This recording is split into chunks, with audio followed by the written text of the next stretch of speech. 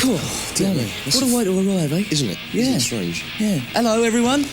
This is Luke, and I'm Harry. We're in a band called Thunder. Join us for another hair-raising edition of Europe's heaviest rock show. That was your week, I'm sorry about that. Sorry about that. Along with most of the molten metal news, our featured bands tonight are Rhino, Bucket and Extreme. Bucket. Yeah, all right. So. Bucket. Bucket, yeah. This is not French. Okay, sorry. And we'll also be introducing the latest video offerings from Nelson and Alias, or Alas, or something. Something like that. So lots of heaviness to look forward to on the show. That's always more than metal. More than metal. It's more than metal. Yeah, more than metal. It's the Headbangers Ball. There you go. Yeah, well, it's been a bit of a hectic old year for us. Bit of a year, mate. It certainly has. Bit of a year. We've been here, there, everywhere. All over the place. Quite remarkable. And what was the highlight of the year for you, Hitch? I think Donington must have been the highlight, yeah. Yes, we if anybody didn't know, we opened the Castle Donington Festival this year, and it was marvellous. 72,500 people, and we were more than a little nervous, it has to be said. It was like that. It was going like that. It was going like that. It wasn't like that. That's quite enough of like that, anyway. And we're sort of winding up our UK tour, aren't we? Yes, we've done a few gigs at Hammersmith, and that's right. And it's all going really well. Yes, thank you. Lots of people, and anybody that came along, thank you. And I hope you enjoyed it as much as we did. And what are we going to do next year? I think we might go into Europe. We might. Invade Europe next year. We're not going to do anything when we get there, we're just going to go to Europe. Yeah. No, we're actually going to go back to Europe in January for a little while, and we'll be all around everywhere. So if you're watching in Europe, watch out for a strange-looking man in a wig, because that's him. And then after that, I think, rumour has it, we're going to America. Yes, we will be going to America. Yes, so that's kind of what we're going to get a suntan. Yeah, and let's face it, I need one. Oh, you need one. I do. You need one. So, Anyway, that's enough waffling for now. What's coming up next, Harry? You can do this. Well, let's have a look at our video from our first album. Well, it's our only album so far, actually. It's the first video. Will you shut up? Will you shut up? It's called She's So Fine. Where's your glasses gone? Oh, well, I'm fed up with him. The truth is, folks, you couldn't see the auto cue. Sorry. Okay. Where were you? Give it away. Where am I? Anyway, following extensive touring of America, British rockers Choir Boys, hello, Spike, all right, man. Hello, boys. Travelled to Dublin this month, and they've been writing the follow-up to their highly successful debut album, A Bit of What You Fancy. In the meantime, they're releasing a limited edition live album, rather appropriately called Live. That's original. No, live album. Oh, live album, sorry. There's live album. Nothing like a bit of creative marketing. No, recorded around the world.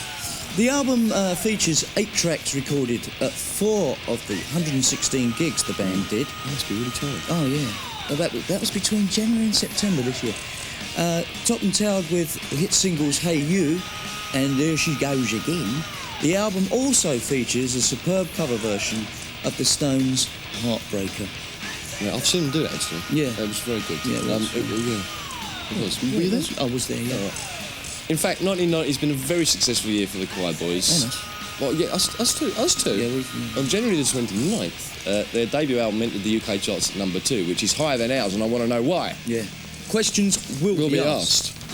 Anyway, it went gold within 3 weeks. 3 top 40 singles followed, and the band fulfilled a lifelong ambition by opening for the Rolling Stones at Newcastle St James's Park, away the lads, and... Well, yeah, divin it. The summer saw the Choir Boys taking Europe by storm on the Monsters of Rock circuit, and then it was America's turn to get to grips with their no-frills band of good time rock and roll, honky-tonk piano and a bottle of wine and all that sort of stuff. Anyway, it seems that the year is going to end on a high point as well for them. They're going to be playing a New Year's Eve gig at the Tokyo Dome in Japan, along with Bon Jovi, Cinderella and Skid Row. It's a bit of a lineup. It's a bit of a lineup, anyway. Yeah. Good luck there. There is. Few bob there. Good luck to the Choir Boys in 91, and that's sincerely meant, because we're good lads. And in fact, the last time we saw them... Good mates, he meant, yeah. The last time we saw them was in Los Angeles, and we got very, very drunk. The English took over in the Rainbow Bar and Grill, which is a very good thing. Should be more of that going on. Anyway, it's enough of me waffling. Here they are now on video with, Hey, you! Well, now we're pleased to report that there's a new band breaking out of LA at the moment who are in fact bypassing the LA club scene and delivering some no bullshit aggressive rock and roll very much along the lines of AC/DC circa 1981. The band do go by the odd moniker of Rhino Bucket. Rhino Bucket? They probably know what it means. I mean, I wish they'd tell me. I'm sure I don't. Anyway, it seems they've got a bit of an ACD style and sort of tongue-in-cheek sense of humour with the lyrics, which is, I mean, anybody who knows AC/DC will know what I mean, like Whole Lot of Rosie. I mean, right, kind of anthems about big, you know, well, how should we say, over-furnished women in the stomach department. Yes. Anyway. Big units. I didn't want to say that. Anyway, we asked Jorg, nice name Jorg, and Reeve how they felt about all these comparisons to Angus Young and company. At first we were real flattered because, you know, we love AC/DC and everything, but after a while, yeah, it gets a little old, but, you know, like, it's better to me compared to the Archies or something, you know. I mean, it's flattering. I mean, we are also influenced by Aerosmith and Led Zeppelin and Cheap Trick like and all the Kiss. All that like stuff. all the American bands are. And, you know, I wish people just look a little bit beyond that and notice it. I think if you see us live, it's really different, too. It's not that apparent. They were formed in California in 1987 by vocalist Jorg Dolivo from Finland and guitarist Greg Fields. Who from now on will be known as Gracie. Gracie. Yeah, Gracie Fields. Gracie. Native. He was a native. He was a native. He was from California. He was a native of California. Bassist Reeve Downs joined in '88, and the lineup was completed. Lined up, and the lineup was completed in. I've missed that. Sorry, I thought I'd come back again. I missed that. I think it. And the Anyway, the lineup was completed in April '89 by the addition of drummer Liam Jason from Ireland. Hello there. Hello there. Top of the morning. They played loads of gigs, and 8 months later, without so much as a demo tape to their name, signed a record deal and recorded their self-titled debut LP. How did they manage it? That's a funny name for it. How did they manage that? I don't know. I don't know. How did they do Would you like to Playing live, word of mouth, really, I mean, like with the record industry itself. I guess, you know, they just saw a band that they liked the songs, and we didn't have this big hype, and, you know, we weren't demanding limos or anything like that. We just wanted to play the music, and, you know, the Coconut Teaser, which is a club in Los Angeles, did us a great favor. They gave us, 6 gigs in like 4 weeks right at the end of it. And they just said, well, all right. They were a little apprehensive because we had never done anything in the studio, but they figured that, you know, if they got the right producer, which they did, an engineer, that we can get it. And I think, you know, it turned out pretty good. Oh, anyway, it's all going so fast. My name's Luke, and I'm Harry. That's Harry down there. That's Harry's head. The rest of him isn't really worth looking at. Thank you. That's right. Compliments are free. Anyway, we're going to take a short break. But coming up after that, we'll be handing you over to Ricky Rachtman of Headbangers Ball, haha, misprint on the auto cue, in America, to bring you an exclusive interview with a great new band called Extreme. So it's Headbangers Ball porno graffiti style right after this short break. Anyway, thanks a lot to Ricky Rachtman, the guys from Extreme. As you can see, Snake, this is he, has joined us, and he's just called out a bed actually, even though it's midnight on a Sunday. It's we're getting the Christmas spirit, but I'll let Snake tell you all about that. Well, now, as Christmas is approaching, the Headbangers Ball team would like you to write in with a list of your favourite videos from 1990 and also any requests for some of the features of the past year that you'd like to see again. There's plenty to choose from. I can't tell you. Come on, there's plenty to choose from. You must know. Annihilator. Annihilator. Overkill. Megadeth. Slaughter. Love Hate. Good mates. Good lads. Iron Maiden. Good lads. Lovely boys. Queen's right. Donington, Donington. nice We were there. place. We were there. We were there. We did that. Etc. Anything you want. Any video. And it's very much worth writing because all your requests are going to get considered for the Headbangers Ball end of year special, so lots of thunder requests if you don't mind, which we hope will be presented by none other than Diamond David Lee Roth, the man with probably the best looking wig in Los Angeles. Anyway, here's the address to write to. The address. Sorry, The address. Sorry, I caught me short there. The address is it's Headbangers Ball, MTV, PO Box 1384, London, Northwest 1. Oh, okay. And the postcode is OHW. Okay. It's not the postcode. Anyway, Listen, here's another short break anyway coming up. I've got to take charge here, I'm afraid. But we'll be back. What? We'll be back with European tour dates for Judas Priest. Bye. Hello, we're back again. It's his Thunder. Anyway, veteran British rockers Judas Priest take to the road early in Europe next year to promote their latest thrashingly good album, Painkiller. The band were last on our shores with the spectacular Ram It Down tour back in '88. I know it cracks me up too. And it seems that the Priest 91 style stage show will only be a slightly scaled down version of its American counterpart. In fact, the support of the current American tour was from none other than Megadeth and Testicle. Sorry, Testament.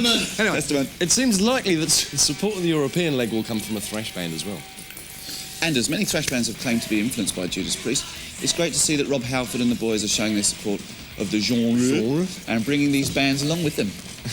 Incidentally, and not surprisingly, Priest's new drummer, Scott Travis, also has a thrash pedigree. I went to the doctor when I had one of them. Do you remember him from Racer X? I don't remember it from Racer. No, I don't actually. He but was there you in go. Racer X. Oh, Anyway, here's where you can get your dose of Painkiller in '91.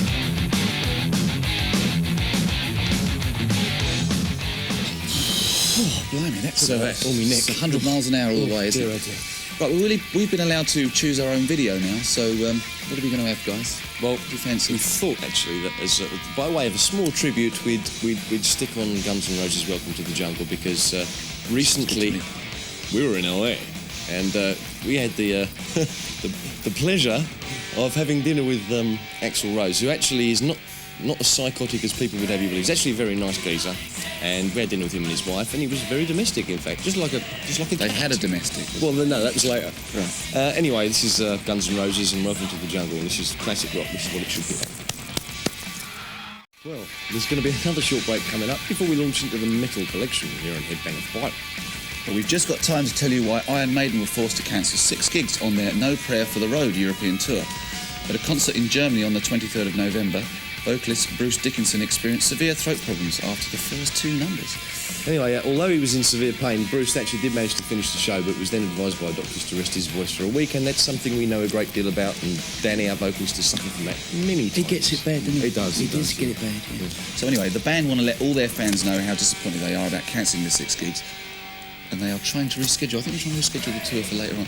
But it's unlikely in the near future anyway, as the tour is booked in April in North America, isn't it? Yeah. And Southeast Asia. So fans are advised to obtain refunds from the point of purchase. Anyway, get well soon, Bruce, and, just try and grow a bit more chest hair if that's possible, and Headbangers will be back after this short rest. Hello, Luke, Harry, Snake, we're all from Thunder, with you for the final part of Headbangers Ball. And the metal collection tonight's selection of back-to-back videos has been chosen for us by the Kiss Crazy fan club. And, not surprisingly, their choice consists of Kiss. Kiss? And you guessed it, Kiss! Incidentally, if you'd like to join these Kiss fanatics, you can write for further details to the Kiss Crazy 41. Yeah. North Road, London N7 NDP. 9DP. Don't worry about it. No, never mind. So, It'll get there. Anyway, yeah, don't worry.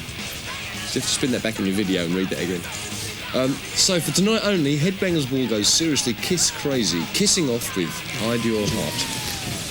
Harry, where are you going? Harry, don't do it. Harry!